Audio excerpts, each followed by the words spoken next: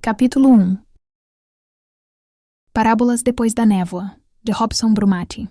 A neblina em Paranapiacaba não era só um fenômeno climático, era quase uma entidade viva. Naquela tarde, ela era uma velha conhecida, densa e palpável. Rastejava pelas vielas como um gato sorrateiro, trazendo consigo um cheiro peculiar de ferro velho, terra molhada e segredos antigos. Ela se insinuava entre trilhos enferrujados e portões carcomidos pelo tempo. Para Ben, um garoto de 10 anos recém-chegado e já perdido naquele labirinto branco, era como se a própria vila estivesse prendendo a respiração, observando cada passo seu. Ben tinha o cabelo castanho escuro, levemente bagunçado, e olhos castanho claros, que brilhavam com uma curiosidade quase dolorosa. Vestia uma jaqueta preta de tecido leve sobre uma camiseta azul clara, e uma calça jeans um pouco folgada, com os joelhos marcados de tanto se ajoelhar para observar o mundo nos mínimos detalhes. Ele não tinha escolhido Paranapiacaba. Foi um trem de carga que o deixou ali, sozinho. Ele estava fugindo de um passado que o assombrava, de maus tratos e da desconfiança de seus tutores, que haviam descoberto sua farsa e ameaçavam mandá-lo para um orfanato. Agora, perdido, ele se perguntava: para onde mais eu poderia ir? Ao descer do vagão, sentiu o peso antigo do lugar sob seus pés. Caminhava hesitante pela estrada de pedras desiguais, seus passos abafados pelo manto úmido que cobria tudo. O vento sussurrava palavras que ele não entendia, mas que arrepiavam sua nuca. Era seu primeiro dia ali, mas a vila parecia tratá-lo como um filho que retorna. É só imaginação, pensou, encolhendo-se dentro da jaqueta fina. Mas, para Ben, a imaginação nunca era só isso. Era algo mais profundo, quase uma outra realidade. As ruas de cascalho estalavam sob seus pés, exalando um cheiro agridoce de abandono. Ele encontrou uma cerca de arame farpado que separava a linha férrea ativa da parte abandonada da vila. Sem hesitar, atravessou por uma brecha. Naquele momento, ele adentrou oficialmente um território de memórias e desolação. Um lugar onde o silêncio tinha peso, e os trilhos enferrujados à sua frente pareciam um portal para outro tempo. O olhar de Ben funcionava com um filtro diferente. Ele notava detalhes que passariam despercebidos para qualquer outra pessoa. Agachou-se perto de uma cerca baixa coberta de musgo quase preto e observou uma aranha minúscula tecendo sua teia com uma paciência metódica. Ela sabe o que faz, murmurou, fascinado. Por um instante, esqueceu a fome e os olhares desconfiados que o perseguiam desde que fugira. Naquele ar denso, havia uma cumplicidade silenciosa. E Ben, sem saber, começava a fazer parte da trama invisível daquele lugar. A névoa ali não só escondia, ela contava histórias. Sussurrava lendas para ouvidos sensíveis. E Ben, com sua alma remendada, captava tudo. O tic-tac de um relógio que não existia, o apito distante de uma locomotiva de outra era, risos finos de crianças que ele nunca tinha visto. Era como se a vila soubesse de sua chegada, como se o esperasse. Ninguém precisou lhe contar as lendas sobre fantasmas nos trilhos ou sobre a locomotiva que desapareceu há mais de 100 anos. Ele sentia nos ossos. Paranapiacaba guardava algo antigo, algo que, de uma forma perturbadora, parecia seu. Enquanto a neblina dançava entre os postes e os telhados úmidos, Ben distinguiu as silhuetas escuras de velhos vagões abandonados nos trilhos laterais. Pareciam animais pré-históricos adormecidos. Ele jurou ter visto um leve tremor percorrer as estruturas de metal, como se estivessem prestes a despertar. Uma pontada de fome o trouxe de volta à realidade, fazendo-o balançar a cabeça para afastar a ilusão. A vila abandonada era um cenário de decadência poética. Casas em ruínas, com janelas que pareciam órbitas vazias e portas escancaradas em gritos silenciosos. Ben continuou sua caminhada, passando por um enorme galpão de tijolos vermelhos e pelas impressionantes rodas de ferro semi-enterradas do antigo sistema funicular que um dia moveu a riqueza da região. Então, entre a névoa branca, uma estrutura emergiu, imponente e solene. A velha estação de trem. O prédio exalava um profundo desleixo, com paredes descascando como pele antiga e janelas altas, opacas de sujeira. Uma melancolia quase física pairava no ar. Guiado por seu instinto de sobrevivência, Ben esgueirou-se para dentro por uma porta arrebentada. O interior era um esqueleto de madeira nobre e tijolos ingleses, impregnado pelo cheiro úmido do abandono, mofo e poeira. O silêncio era quebrado apenas pelo vento que se infiltrava pelas frestas, criando fachos de luz cinzenta que iluminavam rabiscos nas paredes. Ele atravessou o antigo saguão com cautela, o assoalho rangendo a cada passo como um lamento longo e esquecido. Foi então que algo na penumbra, alto e imponente, capturou seu olhar. Ele ergueu os olhos, e lá estava ela, a torre do relógio. Não pode ser, ele sussurrou.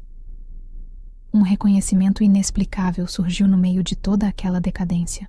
Mesmo ali, naquele lugar esquecido, com o tempo roendo cada viga, a torre vitoriana permanecia de pé, majestosa, resistente.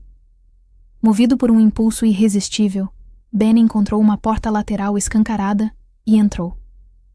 Deu de cara com uma escada estreita em espiral, subindo pela escuridão. Os degraus de metal gemeram sob seu peso, e o cheiro concentrado de poeira e umidade agarrou-se às suas roupas. Ele subiu, degrau por degrau, até alcançar o topo. Ali, na luz difusa que entrava pelas janelas altas e sujas, estava o velho mecanismo do relógio. Ben ficou paralisado, hipnotizado. Era um emaranhado colossal de engrenagens enormes, correntes grossas e roldanas de ferro. Um gigante adormecido de ferro e latão que, mesmo coberto de ferrugem e teias de aranha, ainda parecia inteiro. Poderoso. Apenas esperando. Desde pequeno, Ben tinha algo peculiar nas mãos. Não era mágica, mas uma inteligência instintiva, uma necessidade quase física de mexer, ajustar, consertar. Diante de qualquer mecanismo desconhecido, ele sentia um impulso, uma coceira nos dedos. Isso precisa de um ajuste. Suas mãos se moviam quase sozinhas, desmontando peças mentalmente, sentindo as engrenagens, ajustando o que parecia irremediável. Ele nem sempre entendia como ou por que fazia aquilo. Ele apenas sentia. Era como se o universo o empurrasse para tentar o impossível. E quase sempre dava certo. Por um instante, ele esqueceu a fome, a fuga, o medo. Seus olhos se fixaram em uma roldana grande e enferrujada, conectada a uma corrente grossa. Claro. É isso que você quer, não é, sua velha teimosa? Murmurou para o mecanismo, como se conversasse com um velho amigo. Ele agarrou a roldana com as duas mãos e tentou girá-la com toda a sua força. Nada. Estava completamente emperrada. Ah, vai me desafiar? Logo eu? Disse ele em voz alta, sua voz ecoando na sala silenciosa. Ele tentou de novo, mas dessa vez no sentido contrário. Um rangido rouco e doloroso cortou o ar, e a roldana cedeu minimamente, mas travou de novo. Frustrado, ele resmungou e espiou por uma fresta entre as engrenagens, tentando entender o que estava errado. Havia algo ali dentro, bloqueando o movimento. Com os dedos ágeis, enfiou a mão na fenda escura, sentindo o metal frio. Puxou com cuidado. Saiu. Era uma chave antiga, de ferro pesado, com uma inscrição estranha. 3. 3. Mas o quê? A voz dele saiu como um sussurro. Uma sensação de estranheza o invadiu. Que tipo de erro era aquele? Guardou a chave no bolso, um sorriso travesso no rosto. Depois eu descubro que porta você abre, minha amiga enferrujada, disse para a chave. Agora, vamos ver se esse gigante volta a respirar. Voltou a roldana e girou com toda a força. Desta vez, as engrenagens enormes começaram a se mover, lentamente, protestando com um ranger desconcertante, como ossos antigos estalando. O som ecoou pela torre. Ben olhou ao redor, preocupado. Mas quem ouviria? Seus olhos pousaram numa velha vasilha de óleo grudada ao piso. Ótimo, pensou, revirando os olhos. Tentou puxá-la. Nada.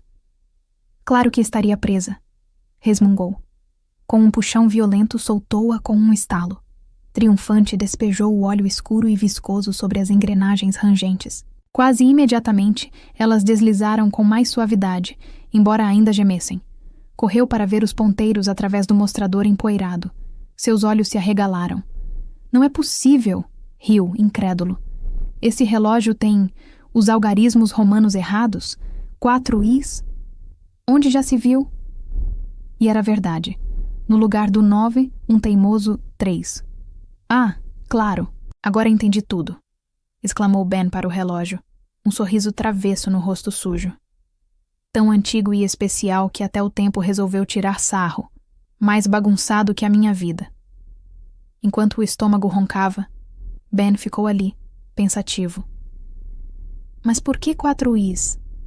Seria um erro antigo ou um código? Uma pista? Seu olhar fixou-se no 3, e então algo mais chamou sua atenção. A vista da vila através do vidro sujo, na direção indicada por trás do 3, mostrava um declive na mata densa, e subindo lentamente dali, um fio de fumaça branca. Deve ser uma chaminé, pensou, o coração saltando de esperança faminta. Tem gente morando ali, quem sabe eu consigo comida. Pensou com nova confiança e a fome como combustível, e decidiu. É para lá que eu vou pedir ajuda. Determinado a pedir ajuda, Ben saiu da torre do relógio, deixando o gigante de metal rangendo suavemente atrás de si. Continuou sua caminhada pela vila abandonada, passando por um enorme galpão de tijolos vermelhos. Seguiu os trilhos que saíam ao lado da construção e se perdiam na vegetação, que se tornava cada vez mais densa. Afastando o mato alto com as mãos, teimando em seguir a direção da fumaça que parecia mais próxima, avançou por mais alguns metros que pareceram quilômetros. Enfim, afastou um último feixe de capim e se deparou com uma clareira inesperada. E no centro dela, sobre um curto trecho de trilhos, repousava um vagão de trem. Mas não se tratava de um modelo comum.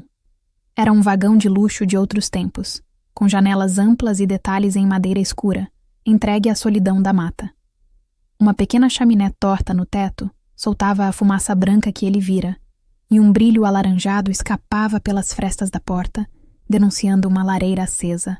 Surpreso, Ben aproximou-se com cautela, pisando sobre as folhas secas que estalavam sob seus pés. O silêncio era denso, quase palpável, como se habitasse cada canto daquele lugar. Chegou à pequena plataforma de entrada e, hesitante, perguntou: "Tem alguém aí?" A única resposta foi o crepitar suave da lareira. "Olá?" repetiu, a voz um pouco mais alta. Ainda assim, nenhum som humano. O instinto o alertava para recuar, mas a fome roía em seu estômago e a curiosidade era forte demais. Com a mão trêmula, empurrou a porta. Ela rangeu baixo e se abriu, revelando o interior. Entrou, e o calor da lareira o envolveu como um abraço antigo. Olhou ao redor, maravilhado. Paredes revestidas de madeira escura, poltronas de veludo vermelho desbotado, uma estante com livros antigos, detalhes em bronze, uma beleza decadente. Diante do fogo, uma poltrona de couro gasta parecia incrivelmente convidativa. Exausto, Ben se deixou afundar nela. O calor relaxou seus músculos tensos. 5 minutos. Prometeu a si mesmo, fechando os olhos só por um instante. Mas o cansaço acumulado pela fuga e incerteza foi mais rápido. Antes que percebesse, sua respiração ficou mais lenta, a cabeça tombou para o lado. Ben apagou.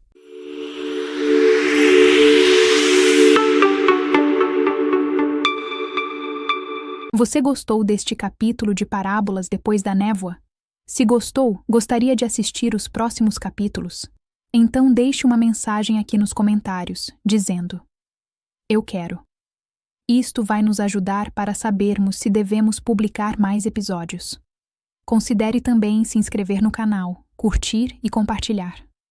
Ah, Quem for membro do canal terá acesso antecipado aos próximos capítulos.